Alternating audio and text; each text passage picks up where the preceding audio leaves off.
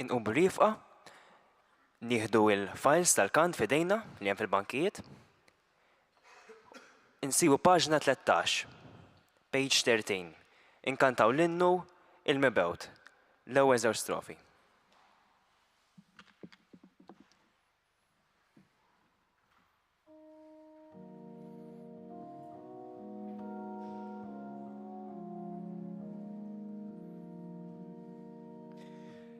Inti triq u l-ħajja, inti l-verità, inti li tmexxini lejn il-libertà, inti li ħażiltni biex nimxi warajk u nitgħallem minnek nagħmel dak li Alla jrid.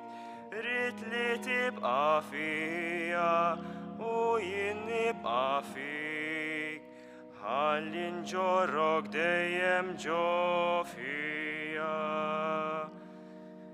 Inti kont li għażiltni mhux għażiltek jien, ħtartni biex tibgħatni nxandrek kullimkien. Fuq il-pala ta' idejk ismi jitnaqqaxt, wetni li waħdi inti ma tħallini għad. Kemm il-darbejjejt uħrab int ma tlaqtni għad, u bqaj dejjem tiġri warajja.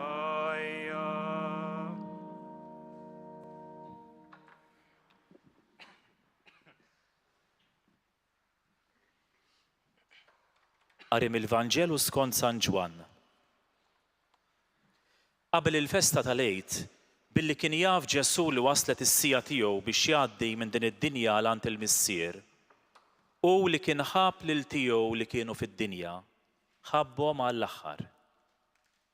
Kienu qegħdin għall-ikel. Ix-xitan kien ġawebbel lil Ġuda ta' Xmul Iskarjota u daħħallu f'rasu li jitradih. Ġesu kien jaf li l-missier taħ kollox fidejh u li ju kien ġi minn għand Alla u kien sejjer għand Alla. Qam minn fuq il-mejda, neħħa l-mantar minn fuqu, ħafar dal u rabtu għaddu. Imbagħad ferra l-ilma fil-lembija u beda jaħsel saqajn id-dixxiepli u jixxuttahomlhom bil-fardal li kellu ma' għaddu. Mela wasal fuq Xmon Pietru u dan qallu: Int mulej taħsel li saqajja? Ġesu jieġbu: Inta lissa ma tafx qed nagħmel jien. Tifmu aktar il-qudiem. Qallu Pietru: Ma jkun qatt li inti taħsel li saqajja? Wieġbu Ġesu: Jekk ma naħsillek saqajk ma jkollokx taqsam miegħi. Qallu Xmon Pietru: Mulej mhux saqajja biss, imma jdejja u rasi wkoll. Qallu Ġesu: Min maħsul m'għandux għalfejn jinħasel kollu, ħlief saqajh. Għax hu kollu kemm hu nadif, u intom indaf, imma mhux il-koll.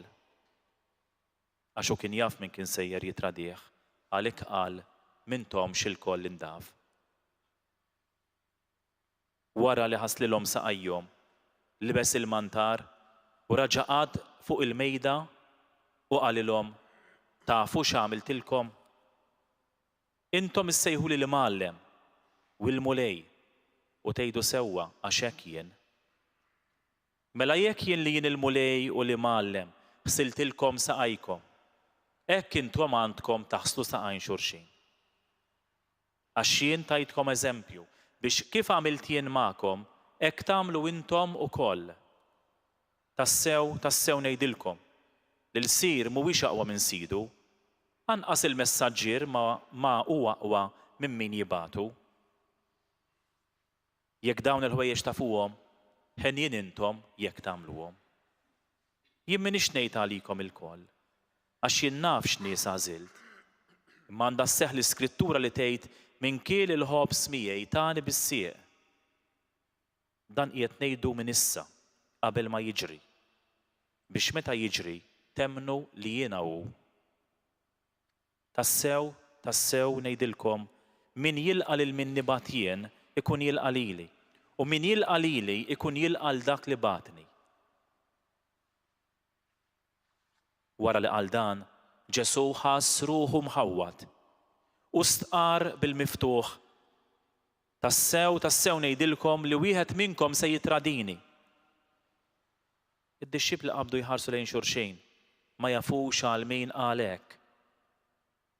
Wieħed mid-dixxipli tiegħu, dak li Ġesu kien iħobb, kien ma' ġenbu fuq il-mejda b'rasu ma' sider Ġesu. Xmon Pietru għamillu sinjal u staqsih għal min qiegħed jgħid. Dak kif kien mimdud hekk fuq sider Ġesu staqsih minnu mulej. Wieġbu Ġesu: dak li għalih sembil dil-loqma ħobs fil-platt u nagħtijielu. Imbagħad bil-biċċa ħobs u qabad u ta' lil Ġuda ta' Xmun l-Iskarjota. Ġuda ħal biċċa ħobs u daħal fih ix-xitan. Qallu Ġesu: dak li se tagħmel għamlu u ddumx. Imma ħadd minn dawk li kienu fuq il-mejda ma kien jaf għalfejn qallu hekk. Bil-Ġuda kien il-kaxxier, xi wħud stħajlu lil Ġesu jgħidlu mur ixtri dak li neħtieġu għall-festa, jew biex imur jagħti xi ħaġa lill-foqra. Dak wara li ħa l-biċċa ħobs minnu fih ħareġ il-barra. Kien bil-lejl. Kif ħareġ Ġuda, Ġesu qal: bin il-bniedem huwa glorifikat issa u permezz tiegħu huwa glorifikat Alla. Jekk Alla huwa glorifikat permezz ta' bin il-bniedem, Alla wkoll permezz tiegħu innifsu għad jigglorifika lilu u dalwaqt jigglorifikah. Uliedi, ftit ieħor se ndum magħkom. Intom tfittxuni u bħalma jgħid lill-Lut hekk ukoll ngħid issa lilkom fejn sejjer jien intom ma tistgħux tiġu. Nagħtikom kmandament ġdid li tħobbu lil xulxin bħalma ħabbejtkom jien. Hekk ukoll ħobbu intom lil xulxin. Min dan jaraf kulħadd li intom dixxipli tiegħi. Jiġifieri jekk ikollkom l-imħabba ta' bejnietkom. Qallu Xmon Pietru: fejn sejjer mulej? U Ġesu jieġbu: fejn sejjer jien inta għalissa ma tistax tiġi miegħi, imma tiġi warajja aktar tard. Qallu Pietru: għaliex mulej ma nistax niġi miegħek issa? Għalik jiena nagħti ħajti. Wieġbu Ġesu: inti tagħti ħajtek għalija? Tassew ngħidlek li s-serduk ma jkunx idden qabel ma tkun ċħadni 3 darbiet. Il-kelma tal-mulej tifħir lilek Kristu.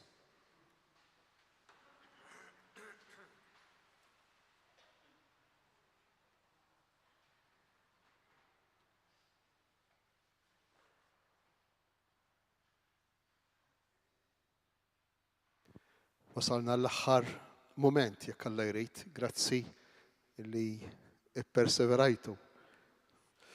Ma nafx innu tajtux, imma f'dawn il-5 ijiem anki l-lum kull ġurnata kienet imdawra ma' ikla. L-ewwel waħda kienet imdawra ma' l-ikla tal-frotta tas-siġra tal-Eden. L-ikla li hija sinjal tal-ġoħ tal-bniedem, li l-bniedem qatt ma jkun kuntent. It-tieni ikla kienet dik li joffri Abraham wara li jiftaħ it-tinda lil dawk it-3 irġiel li jkunu għaddejjejn, u kienet l-ikla illi minħabba l-ftuħ tagħha, minħabba l-ġenerożità ta' Abraham, dawn it-3 irġiel weduh li jerġgħu lura, u meta jerġgħu lura sena wara Abraham ikun missier Iżak.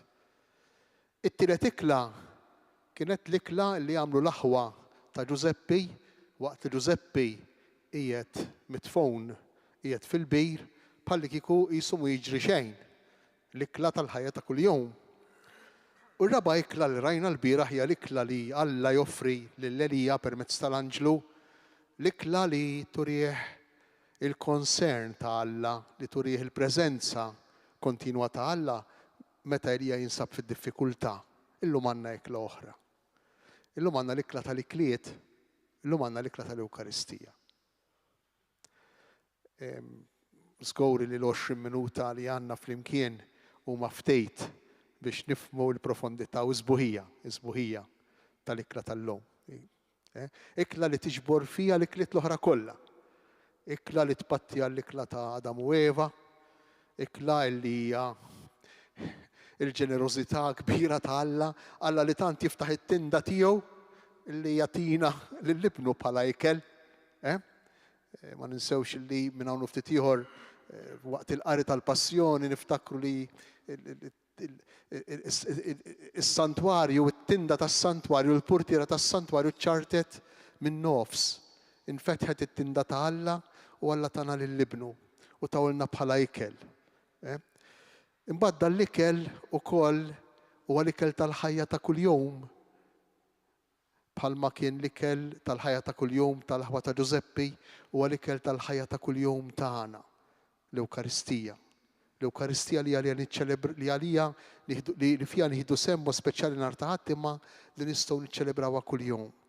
Huwa l-ikel verament tal-mixja, huwa l-ikel verament li jagħtina s-saħħa bħalma ta' l-Elija biex jimxi l-40 ġurnata.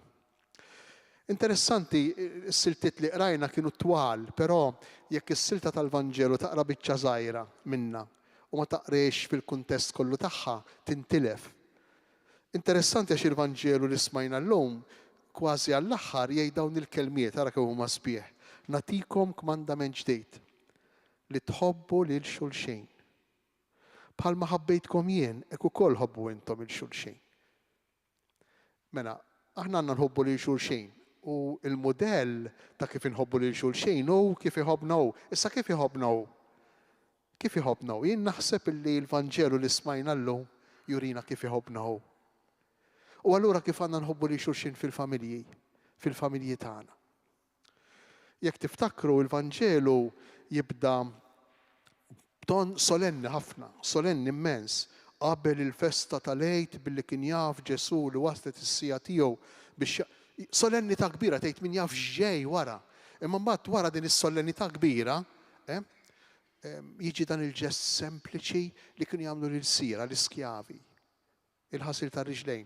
Il-ġest sempliċi li kienet tagħmel il-mara meta jiġi r-raġel mix-xogħol tar-raba biex turih li qed tilqgħu dik is-sħana tas-sajf, dak it-trapp tal-art ma saqajh li jiġi mnaddafu maħsul bl-idejn li jmersu s-saqajn tal-maħbub min-naħa tal-maħbuba. Ġesti sempliċi. Wara dan din l-introduzzjoni hekk kbira. U isimgħu x'għandna fl-introduzzjoni. U li kien ħabb lil tiegħu li kienu fid-dinja ħabbhom għall-aħħar. Hekk hawnhekk għandna xi ħaġa importanti nħossha jien. Ġesu nafu li ġiew kien iħobb, kien bniedem li jħobb. Imma din li ħabbhom għall-aħħar għandha tifsira profonda għalina. Għaliex għandha tifsira profonda? Din li ħabbhom għall-aħħar mhix tant jiġifieri li ħabbhom l-aħħar darba ma kien se jħobbhom iktar, imma fiha iktar minn sinifikat minn tifsira waħda kif inhi l-kelma bil-Griek. Il-kelma bil-Griek tfisser pereżempju li Ġesu laħaq l-iskop tiegħu. Laħaq l-għejn tiegħu, għax l-għejn tiegħu bħala bniedem kien li jħobb. Allura ħabbhom u wasal fejn kellu jasal. Wasal fl-iskop tiegħu. Il-kelma bil-Grik hija ein telos, l-iskop. Mhux l-aħħar the end, imma the end bħala the aim, l-aim tiegħu. U hawn nixtieq nagħmel daqsxejn ta' kumment żgħir. X'inhu l-aim tiegħi, l-aim tagħna fil-ħajja? X'inhu the end tagħna fil-ħajja? Għal xiex aħna nqumu filgħodu? Xitina l-enerġija biex inqumu filgħodu? Jiena naħseb illi u x'hekk min iqom fejn fjena irid jaqra l-itfal għall-iskola, min iqom għax irid imur għax-xogħol, min iqom biex jibda l-ġurnata għax għandu l-impenji tiegħu, veru. Però kulħadd iqom jew għandu jqom għal raġuni waħda. Aħna ħafna drabi fil-ħajja tagħna minn għalina illi l-iskop tal-ħajja u li nkunu kuntenti. Nkunu żbaljati ta' fawx meta naħsbu hekk. L-iskop tal-ħajja mhux li nkunu kuntenti. Jekk aħna nimmarkaw f'moħħna, nagħmluha f'rasna li l-iskop ta' ħajjitna u li nkunu sew, li nkunu kuntenti, ħanejxu ħajjitna kollha frustrati. Għaw xi ħadd li jista' jgħid isma' jien kuntent, jien sew tas-sew. Asħat minna. Bħalli kieku isek tmur tixtri l-laħam mingħand min ibiħ iż-żeba'. Tista' tixtri l-laħam mingħand min ibiħ iż-żeba' jew tixtri l-ħwejjeġ mingħand tal-grocer, ma tistax. Daqshekk ieħor il-bniedem jista' jfittex li jkun kuntent. Ma tistax il-larinġ għas-siġra tal-larinġ tagħmel it-tuffieħ u ma tistax is-siġra tat-tuffieħ tagħmel il-larinġ. Daqshekk il-bniedem jista' ikun kuntent. Mhux fl-iskop tiegħu li jkun kuntent. Mela x'inhu l-iskop tal-bniedem? X'inhi l-frotta li tagħmel is-siġra li jisimha bniedem? X'inhi? X'suppost hi? Tafu x'inhi? Hija l-imħabba. U jekk ma nifhmux dejn ngħixu ħajjitna kollha imdejqin, frustrati. Jekk jien nitlaq minn filgħodu infittex nara kif se nkun kuntent, ħanaddi l-ġurnata mdejjaq. Jekk jien nitlaq minn filgħodu, ħanara kif se nagħmel il-ġurnata, kif se nagħmel matul il-ġurnata biex inħobb isemgħuha.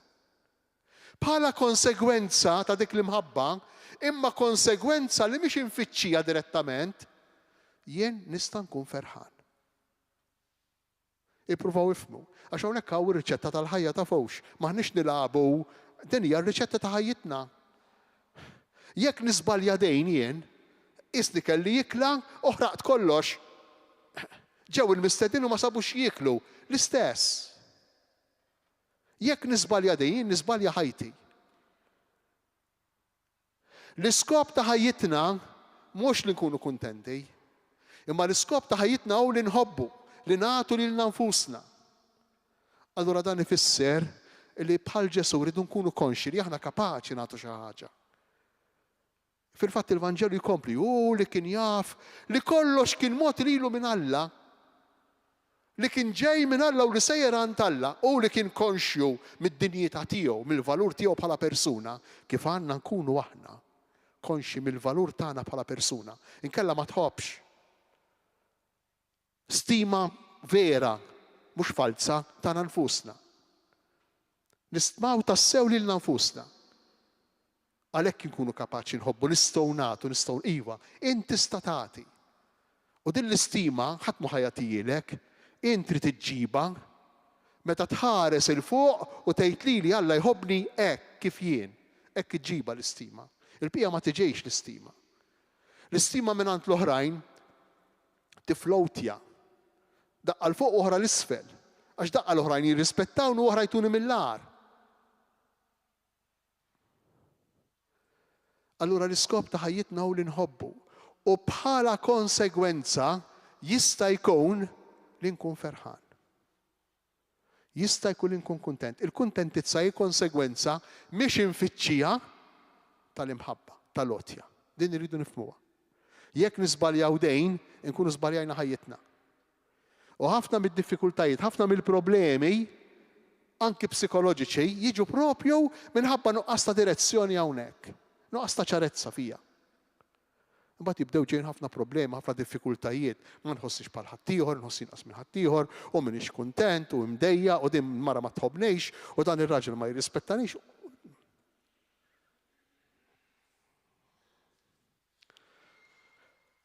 X'jiġri? Ġesu interessanti. Ippruvaw allura ftakru f'dik is-sentenza li qal Ġesu, ħobbu lil xulxin kif ħabbejtkom jien. U kif ħabbu? Isimgħu kif ħabbu. U li kien jaf li Alla taħ kollox fidejh u li kien ġie minn għand Alla u kien sejjer għand Alla u li kellu dinjità. San Pawl jgħidilna fl-ittra lill-Filippej u li kien jaf li kien Alla. Isimgħu x'jagħmel. 7 verbi tal-ġen. Qam minn fuq il-mejda. Neħħa l-mantar minn fuqu. ħa fardal. Rabtu ma' qaddu. Ferra l-ilma fil-lembija. Beda jaħser saqajn id-dixxipli u jixxuttahomlhom bil-fardal u jerġa' San Ġwan li kellu ma' qaddu. Għandna ritwal. U apposta San Ġwan nisemmi verb wieħed wara l-ieħor biex jurina li dan kien ritwal, dan hu ritwal, xi ġifieri ritwal? Ritwali ġifieri ġrajja li kienet issejr fil-Knisja diversi drabi. Bħalma aħna għandna ħafna ritwali fil-familja. Għandna diversi ritwali fil-familja. Per eżempju għandna ritwal ta' min iqum filgħodu, min iqajjem lil-mejn, min jipprepara l-kolazzjoni lil-mejn, min jaqla lix-xogħol lil-mejn. Ritwal. Għandna ritwali. Imbagħad xi ninġabru, min se jwassal l-itfallaw, min se jġibhom minn hemm, min se jgħinhom fil-homework, dawn huma kollha ritwali. Kollha patterns, drawiet, ritwali. Però Ġesu jurina li dawn ir-ritwali iridu jitilqu minn żewġ affarijiet importanti. L-ewwel qabel kollox. Iridu jitilqu l-ewwel nett mill-imħabba. Jekk ir-ritwal ma jkunx fih imħabba, jispiċċa pejs toqol. Li jien irid nitfa' load fil-washing machine u ritwal. Għax normalment nagħmlu fl-istess ħin, fl-istess ġurnata. Ritwal. Jekk dan ir-ritwal ma fihx l-imħabba, isir pejs, isir toqol. Jekk fih l-imħabba, allura jkun differenti. Number 1, l-imħabba, u number 2 marbuta mal-imħabba il-qadi. Il-qadi. Li aħna naqdu lil xulxin. U hawnhekk nixtieqek nagħmlilkom suġġeriment prattiku li jista' jbiddel ħafna mill-esperjenza tal-familja tagħkom. Jekk jien filgħodu nqum blidija, ħanara x'jista' jagħmel ir-raġel għalija, jew x'tista' tagħmel il-mara għalija, ħafna drabi se nispiċċa fl-aħħar tal-ġurnata frustrat jew frustrata. Bozza ilha hemm sentejn u ma bidililix. Kexxon ilu miksur, martellu musmar kull ma jrid u ma rranġax. Frustrata. Jekk nitlaq bil-maqlub, x'se nagħmel jien illum għal żewġi u għal uliedi? X'se nagħmel jien illum għal marti u għal uliedi? U serħu raskom li meta titilqu hekk bil-mod il-mod, it-tfal tagħkom jixxiftjaw minn oġġett tal-imħabba, jiġifieri persuni li kontinwament jirċievu l-imħabba, isiru huma wkoll aġenti tal-imħabba, jibdew jgħidu imma ommi u missieri jagħmlu għal xulxin u għalina. Mela aħna biex insiru bħal ommi u missieri jridu nagħmlu għal xulxin u għalina. Imħabba u qadi. Żewġ elementi importanti fir-ritwali tal-ħajja tagħna ta' kuljum. Għax il-ħajja tagħna magħmula minn ritwali. U x'jiġri? Jiġri li jasal fejn xmum Pietru.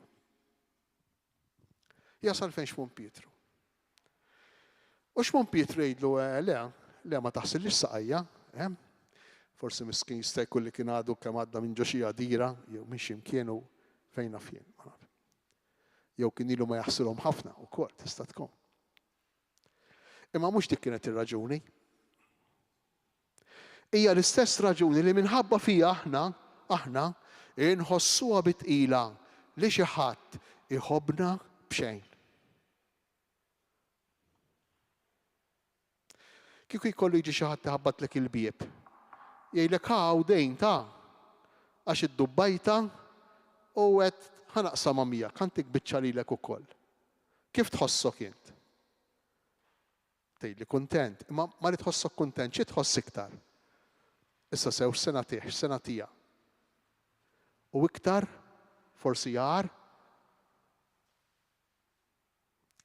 Dejn, x'laqata? X'inhi tippretendi minni? X'se titlobni? Ma tiġrejx dejn ma' tfal pereżempju, it-tfal tagħna smart, meta jkunu jridu jitolbu xi ħaġa, x'jagħmlu? Normalment isibulek dik il-ħaġa li inti tkun tixtieq u jagħmlu ilek jew jgħidulek kelma li biha jafu li se jikkuntentawk u jgħidu ilek, imbagħad jagħmlulek it-talba. Jippruvaw l-ewwel jixtrewk u jagħmlulek it-talba. Aħna hekk magħmulejn. Il-gratuità li tħobb b'xejn hija diffiċli. Hija tqila. Li nħossni maħbub b'xejn hija diffiċli. Aktar inħossun obbligati li nħobbu li nagħtu, dik iktar sempliċi. Fl-aħħar mill-aħħar, meta nħobbu nagħti, jien inħoss li għamilt xi ħaġa. Jekk nirċievi biss, jew meta nirċievi, jien inħossni vulnerabbli.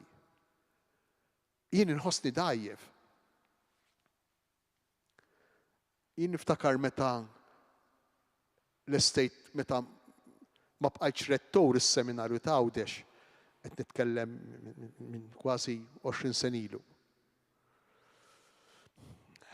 Meta ma bqajtx rettur is-seminarju, mort sena Iżrael fejn hemm illum l-inkwiet kollu li hemm mhux hekk, niftakru fihom fit-talb. U niftakar kont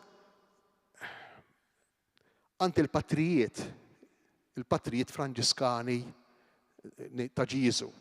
Tajjeb. U jiena mort Iżrael miftijem ma' Father Twani Kirkop li huwa llum il-provinċjal tal-Franġiskani hawnhekk Malta, li huwa wkoll tal-kustodja tal-Artim Qazza.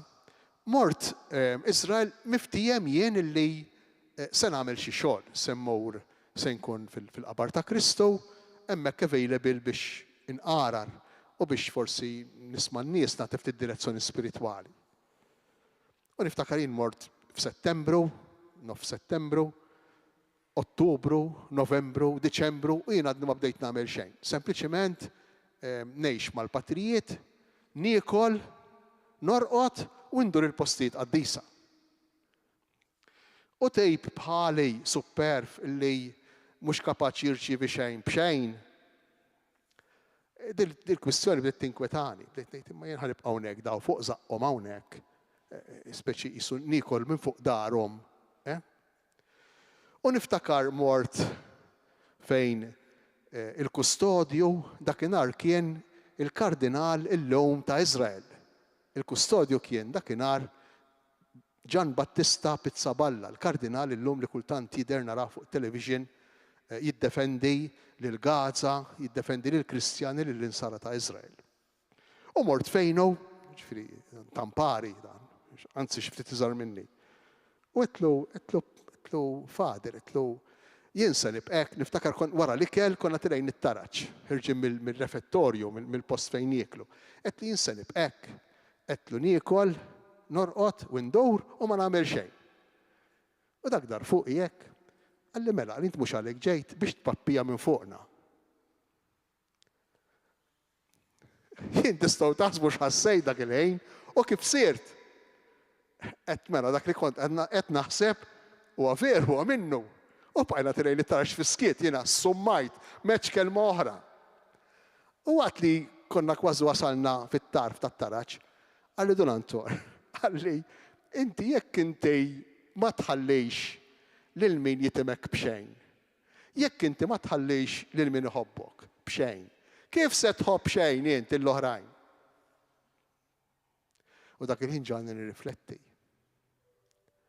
Ed dan għandu raġun, ed veru, ed jien minix kapaċi nħobb xejn.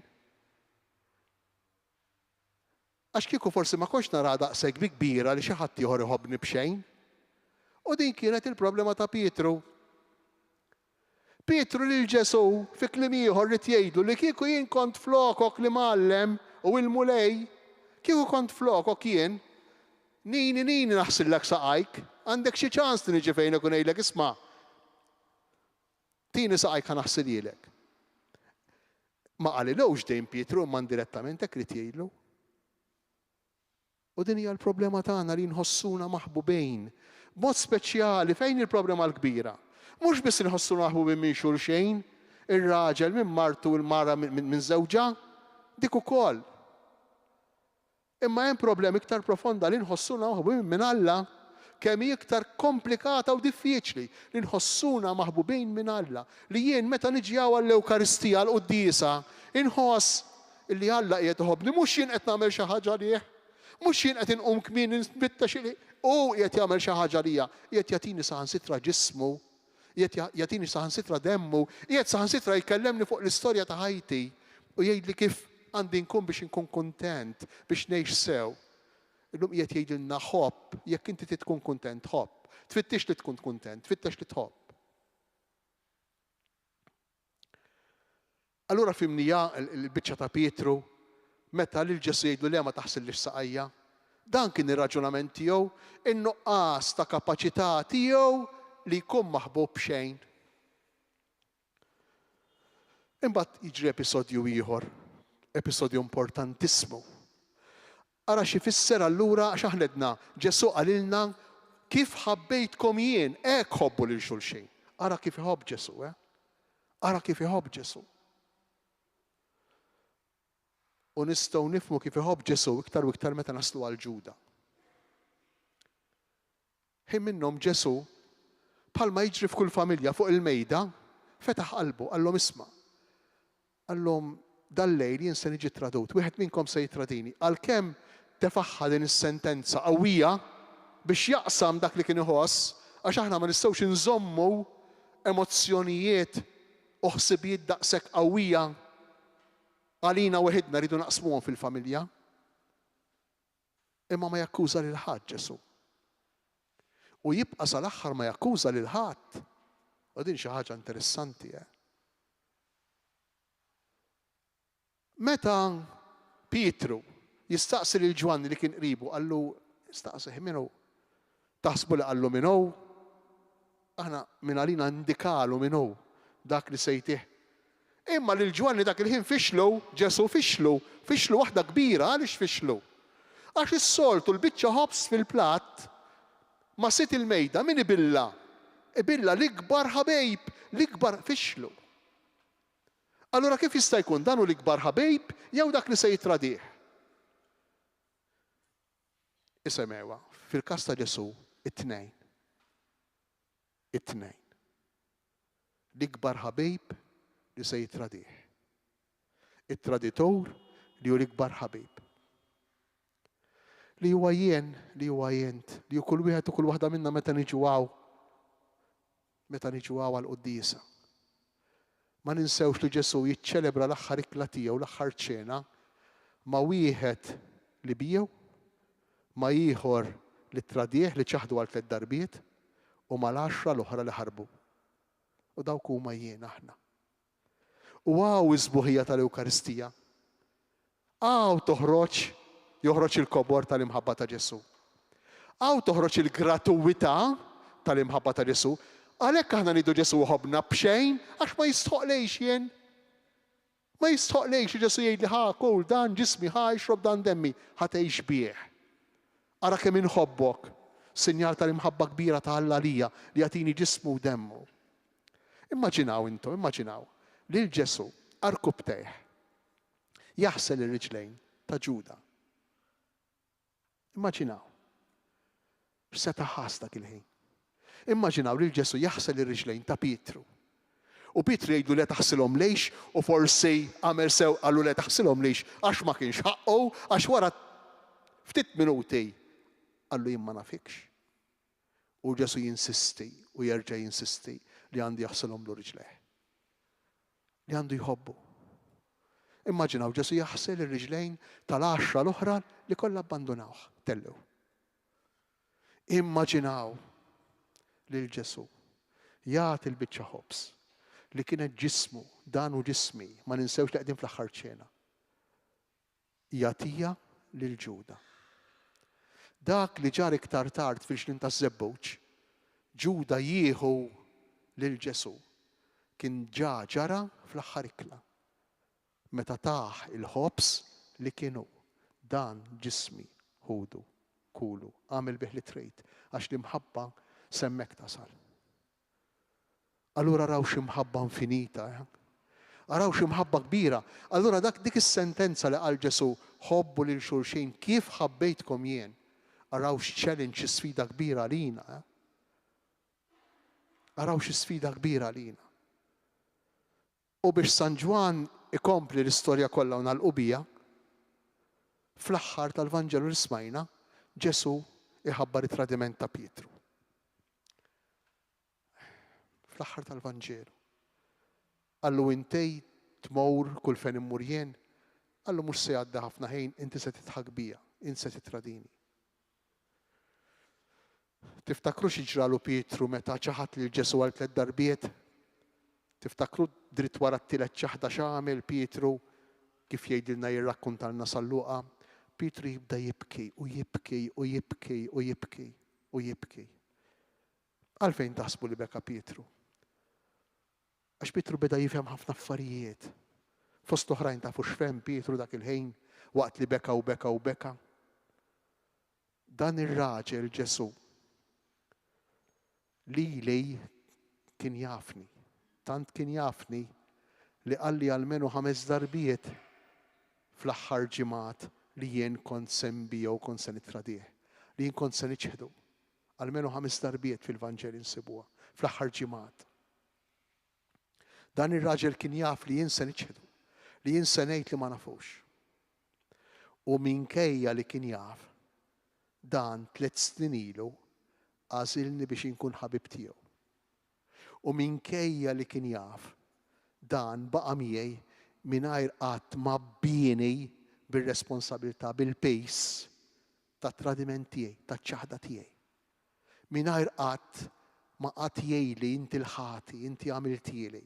Tantu hekk illi jimbagħad wara li jqum Ġesu mill-mewt u jiltaqa' l-ewwel darba ma' Pietru, lanqas biss isemmilu tradiment. Imma jagħlaq l-episodju taċ-ċaħda billi 3 darbiet jitolbu lil Pietru jekk iħobbux.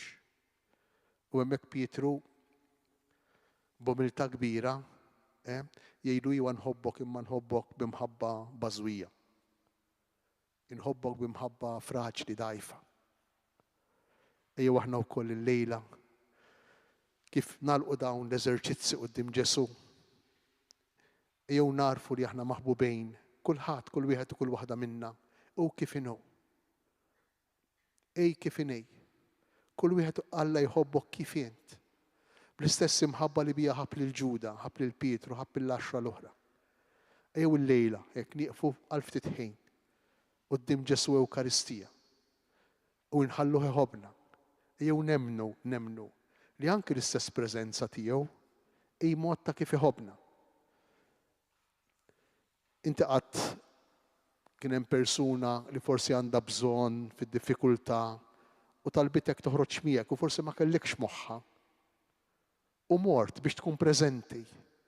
Mort biex tagħtiha s-sapport tiegħek. Din il-preżenza kontinwa ta' Ġesu.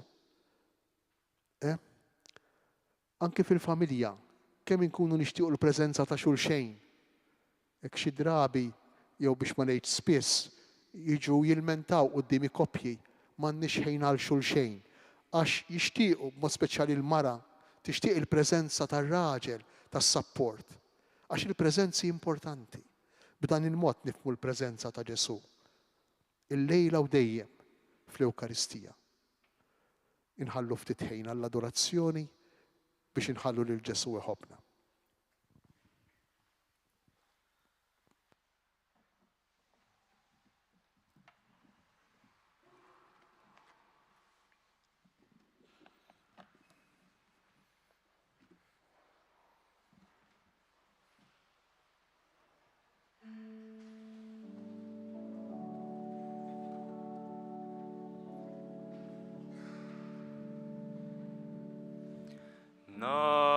Nadurawk Jahobs tas-sema, frott l-imħabba li żjed bnin, għalik l-anġli dlong titniet, inti lena tal-bnedmin, naturawk Jahobs tas-sema, frott l-imħabba li żjed bnin.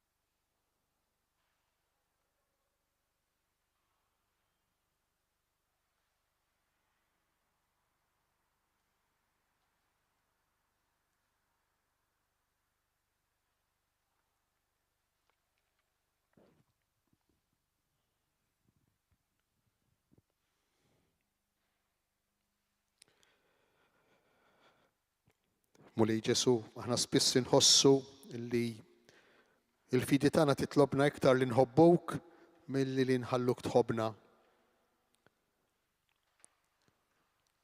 Għatina l-grazzja li tajt lil Pietru li nħossu l-imħabba tiegħek u li nfittxuk aktar milli biex inħobbuk għax maħniex kapaċi biex inħalluk tħobbna kif aħna. Inkantaw flimkien dal-misteru.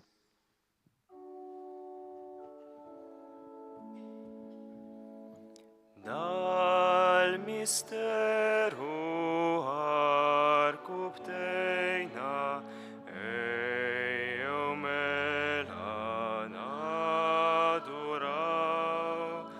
qudiem ħirriet il-ġodda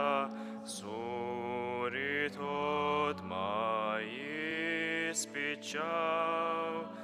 bidhem min ġo qalbna nħossu dak li sensi jaraw.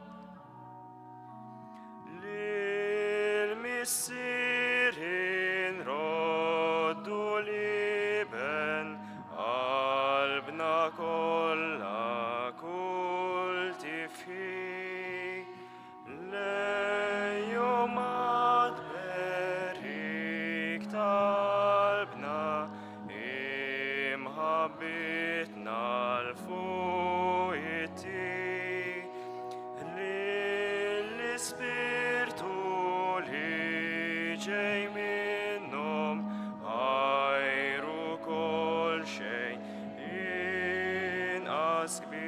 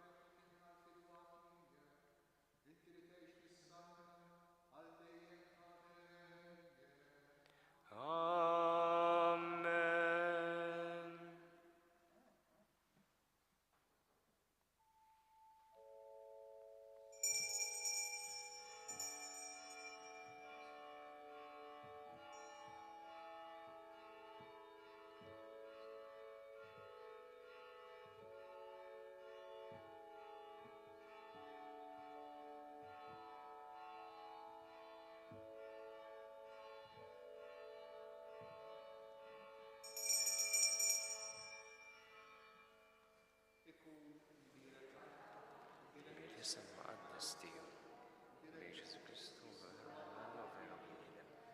Bejn isem ta' Ġesu. Bejn il-qalb maqazza tiegħu. Bejn id-demm għażiż tiegħu. Bejn Ġesu fis-Santismu Sagrament tal-Artan. Bejn l-Ispirtu Santu Parakletu. Bejn il-Kbira Umana Marija Santissima. Bejn il-Mazza Immakolata Konċessjoni tagħha. Bejn it-Log Glorista fis-Sama. Bejk l-isem ta' Marija Verġni u Mejsan Ġisem. Bas-isma tagħha. Bejk Alla fl-Anġlu qaddisin kollha tiegħu. Faħru l-mulej intom ġnus kollha, sebħu popli kollha, għax kbira jitju bitu magħna, u kelmet il-mulej idduma għal dejjem. Glorja lill-Missieru lill-Liben u lill-Ispirtu is-Santu, kif kemm il-bidu issa u dejjem u jibqal dejjem ta' dejjem. Amen. Slim għalik Marija, bil-grazzja mimlija, il-mulej miegħek, imbirka inti fost in-nisa, imbirek il-frott tal-ġuf tiegħek Ġesu. Qaddisa Marija Umm Alla, Umm Alla, Umm Alla. mitin bihin, issa fissija tal-mewtana. Amen. Lejla tajba l-kulħadd. Grazzi. Lilek ukoll. Nixtieq fissimkom nirringrazzjaw tassew l-isqof tagħna, thank you.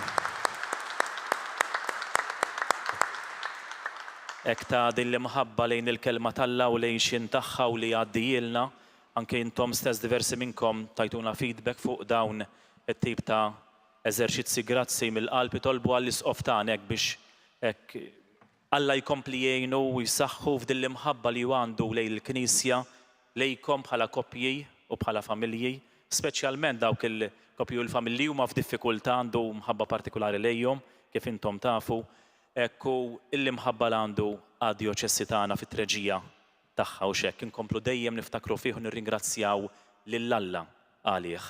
Nixtieq ngħid thank you wkoll dawk li ħadu ħsieb it-tfal tagħna u hekk u xekk childminders flimkien ma' xi adolescenti għal dak kollha li preparaw għalihom u lilkom ilkoll li għamilna dil-mixja flimkien ta' dawn il-5 ijiem.